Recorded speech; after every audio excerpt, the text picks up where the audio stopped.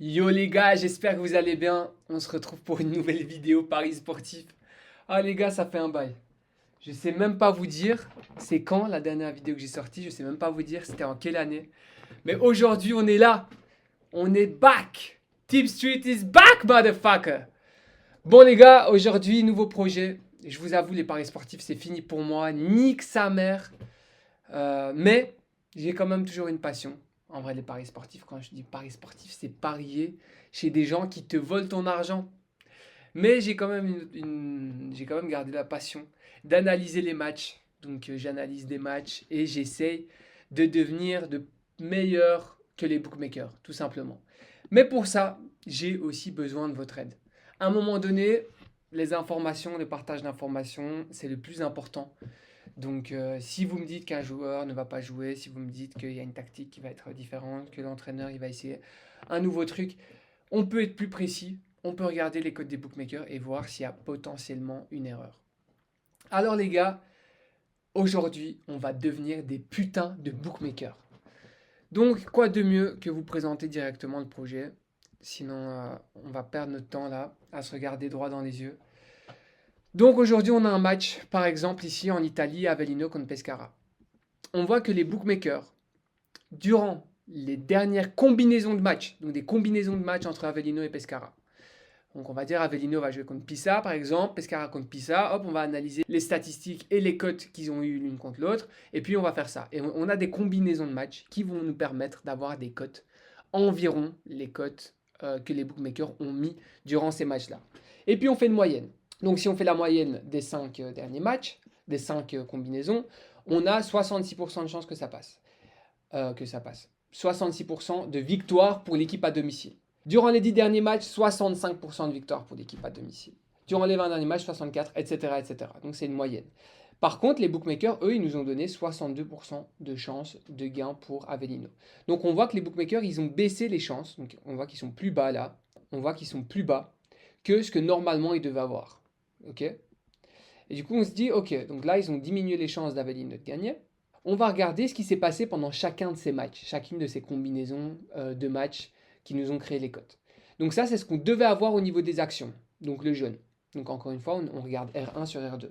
Et on voit, donc les points là, il y a beaucoup de bruit parce que c'est pas très précis puisque c'est des matchs, des matchs, des matchs et faire des matchs en commun, etc. Mais on peut quand même tirer une moyenne.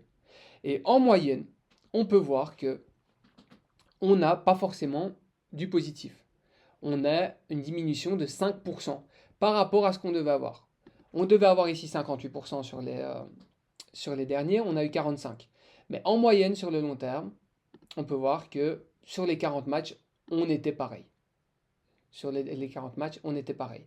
Mais sinon, sur le court terme, on voit qu'il y a une petite différence. Donc, en fait, c'est compliqué de dire long terme et court terme ici, parce que c'est pas vraiment ça le dernier match et ça il y a 40 matchs. Non, c'est plus ça, c'est il y a 200 jours, la combinaison de tous les matchs qui ont été analysés, c'est il y a 200 jours. Et là, c'est plus, je sais pas moi, 70 jours. Donc, c'est pas vraiment du dernier au premier. C'est pas vraiment intéressant de faire ça. Ce qui nous intéresse, parce que comme c'est des combinaisons de matchs, on va avoir des doublons. Ici, par exemple, ce match-là, il a été utilisé peut-être 13 fois, 14 fois. Du coup, ce qu'on fait, c'est la moyenne sans doublon, à 0,54. Parce qu'en fait, si on a 0,57, c'est parce que plus il y a de matchs, plus ça a été compté pour créer une cote qui a été haute, enfin haute, un pourcentage de probabilité qui était haut. Donc on va diminuer tout ça. Donc en fait, ça corrèle, les résultats corrèlent avec la diminution des chances de gagner pour. Donc on peut voir qu'ils ont mis une cote plus petite pour Avellino. Et effectivement, au niveau des résultats qui ont été utilisés, des matchs qui ont été utilisés pour créer ces cotes, au niveau des résultats, il y a de quoi. Donc diminution de 5% et moins 5%. Ça corrèle. Par contre, on peut voir que ici, au niveau des derniers matchs, donc ça c'est vraiment les dernier match d'Avellino, dernier match de Pescara, on peut voir que Pescara, donc Pescara c'est en orange, ont des meilleures statistiques par rapport aux résultats qu'ils devaient avoir, brut. Donc ça c'est sur chaque match, c'est pas l'un par rapport à l'autre, c'est directement. Sur le dernier match on peut voir ici, sur le dernier match d'Avellino, ils devaient avoir 46%, ils ont eu 40%. Sur l'avant-dernier match, ils devaient avoir 43%, ils ont eu 12%.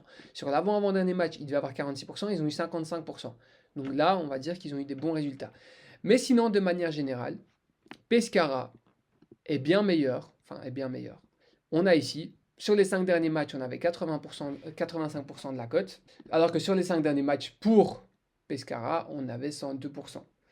Du coup, ce qui fait que si on fait une moyenne de ça, on a moins 15% pour l'équipe à domicile et 4% pour l'équipe à l'extérieur. Ici, les bookmakers ont tenté de baisser la cote d'Avellino un petit peu. Mais sincèrement, pour moi, c'est pas assez. Donc, ce qu'on va faire, c'est qu'on va se dire, voilà, eux, ils nous ont donné, donc pour les bookmakers, il y a 0,60, 0, donc 61,7% de chance qu'Avellino a gagné. Et moi, par exemple, je vais dire qu'il y a 0,58. Donc, pour moi, il y a 0,58. Je dis un chiffre comme ça, mais pour moi, il devrait y avoir une cote plus grande pour Avellino. On va prendre les cotes, on enlève la marge des bookmakers, parce qu'on n'a plus besoin de parier sur les sites. On peut directement utiliser les cotes sans marge. C'est ça qui est magique. C'est qu'on peut s'amuser. On va mettre ça sur notre défi. Hop, on était où? Donc moi, une cote de 1,72 et pour l'extérieur de 38. Hop, 1,72, 2,38, 1,62. De 61. Donc pour moi, en gros, l'avantage, il est à l'extérieur. Donc on va pouvoir écrire ici. C'était quoi? Avellino contre Pescara. Avellino contre Pescara. Hop. Et voilà. Maintenant, si l'équipe à domicile gagne au niveau des XG, hop, je perdrai 2 points. J'ai créé un système de points qui fera que sur le long terme, si c'est en positif, je suis meilleur que les bookmakers. Et si c'est en négatif, je suis moins bon que les bookmakers. Alors que si au niveau des XG, je gagne, boum, je gagne des points. Mais par contre, si au niveau des XG, je gagne, mais que le résultat final est X, il n'y a rien du tout. Mais si le résultat final, c'est 1-0, je perds un petit peu de points. Parce qu'en fait, pour diminuer la variance, on va d'abord se focaliser sur les XG. Ils vont compter pour 3 fois plus. Et si je perds au niveau des tirs cadrés, je vais perdre aussi des points. Mais au niveau des XG, j'étais bon, alors je gagne des points. Et sur le long terme, plus je gagne des points, plus je serai meilleur que les bookmakers. Et plus je perds des points, moins je serai bon que les bookmakers. C'est aussi simple que ça, les gars. Donc là, par exemple, si c'est le 1 qui gagne, je perdrai 3,59 points. Et mon but, c'est d'arriver, Inch'Allah, à 100 points, je sais pas, 1000 points. Mon but, c'est juste d'être meilleur que les bookmakers. Donc voilà les gars, ça c'est la première vidéo de ce genre. Mon objectif avec ces vidéos, c'est pouvoir de partager et surtout améliorer. En fait, ici, dans le fichier que je vous ai montré, il n'y a pas les compositions. Et j'ai des fichiers avec les compositions où là, on va pouvoir analyser les compositions, voir les cotes, les mouvements de cotes de dernière seconde. S'il y a eu un joueur qui ne joue pas, etc. En fait, on va pouvoir analyser les cotes des bookmakers. Mais le plus important, c'est de voir ici si les cotes correspondent au passé ou pas. Et en fait, une fois qu'on voit que les codes correspondent au passé, on peut se dire, ok, les codes correspondent au passé, pourtant il y a quelque chose qui a changé, partage d'informations, qu'est-ce qui a changé, qui ça pourrait avantager, ok, les bookmakers, là, il y a moyen qu'ils n'aient pas fait une modification de code comme il fallait. Il y a moyen qu'il y ait quelque chose qu'ils n'aient pas vu. Donc, voilà. C'est la présentation du projet, les gars. C'est ma passion. Je suis plus dans les paris sportifs. Je suis je suis plus parieur sportif. Je suis bookmaker. En vrai, mon kiff, c'est de créer des cotes. Mon kiff, c'est d'avoir des meilleures cotes que les bookmakers. Vous pouvez vous servir de mes vidéos pour parier, mais ici, regardez la différence qu'il y a. La preuve, ici, on va prendre le match qu'on vient d'analyser. On va prendre notre pourcentage. Donc moi, ici, à l'extérieur, j'ai 42%. On va écrire ça ici. Donc je vais prendre 42%. Je vais faire fois la cote des bookmakers, mais avec la marge. Ici, fois 2,31. Pourquoi ça s'affiche pas? Ah voilà. On arrive à 97%. Donc moins 3%, les gars. Alors que si je prends la cote sans la marge, hop, je vais prendre 42% fois ici, la cote des books sans la marge, j'arrive à 10% de bénéfices. Donc moi, mon kiff, c'est de niquer les bookmakers, mais dans leurs statistiques, dans leur analyse. C'est pas mon objectif, c'est pas de mettre de l'argent alors qu'ils en ont déjà trop sur leur plateforme. Genre, mon objectif, c'est juste de les niquer de 2 manières différentes. De 1, en ne mettant pas 1 centime sur les plateformes. Et de 2, en trouvant des meilleures cotes et en vous partageant si jamais il y a une value ou quoi. Ici, vous allez voir qu'il n'y a pas de value par rapport à la cote, malgré que pour moi, je pense être un peu plus précis que les bookmakers. Encore, on n'a pas regardé les compositions, etc. Mais au moins, je peux vous dire peut-être une autre fois, etc. que si vous allez parier sur ce match-là, vous allez perdre moins d'argent sur le long terme. Et quand bien même vous avez envie de parier, les gars, je vais juste vous montrer quelque chose. Regardez, ici on a 58% pour Avellino. Ok? 58% de chance. En vert, c'est lorsque Avellino a gagné. Et à droite, en gris, c'est lorsque Pescara a gagné. Encore une fois, on est en two-ways, hein, donc le nul n'existe pas ici. Donc vous pouvez voir que 58% de chance, voilà, ça représente ça. On a un peu plus de vert. Ok? Maintenant, je vais vous montrer comme si on avait 80% de chance. 80% de chance, alors ici on a 80% de chance, alors qu'ici, 4 fois d'affilée, on a perdu. Et imaginez, vous avez une cote de 2, je ne sais pas, et il y a 80% de chance qu'elle passe. C'est énorme, c'est extraordinaire. Et vous allez parier 4 fois dessus. Vous n'avez aucune manière de savoir si votre pari est rentable ou pas. Alors que sur le long terme, les gars, avec ça, vous allez devenir millionnaire. Est-ce que vous avez vraiment la patience? Moi, personnellement, je sais que j'aurai pas la persévérance, j'aurai pas la constance pour être constant sur le long terme, etc., mettre une mise, donc je le fais pas.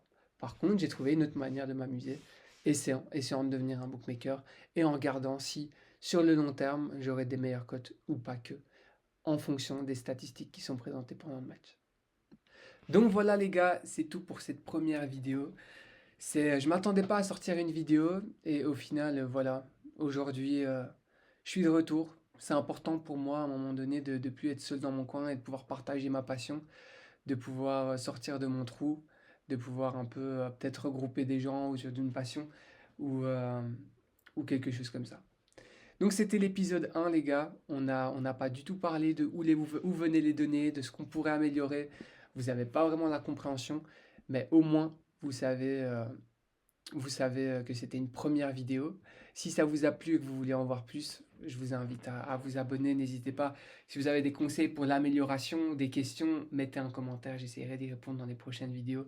C'est euh, c'est vraiment grâce à vous que ce projet va prendre vie. J'ai vraiment besoin de votre soutien et aussi de vos questions, de vos réflexions, etc. Donc voilà les gars, je vous souhaite à tous un excellent dimanche et à bientôt pour une prochaine vidéo. Ciao ciao.